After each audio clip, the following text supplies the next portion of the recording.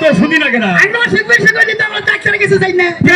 মার ধরালি বাবা সারে দাদার ধরালি দাদি সারে সাইকেল মাইকে অসুখ হারাই দেখে বাংলাদেশের ডাক্তার আমাকে দেখতে পারে না কেন আমাকে অসুখ মনে হয় সাইডে হারাই মনে হয় নাক দিয়ে হারাই ডাক্তার গো কি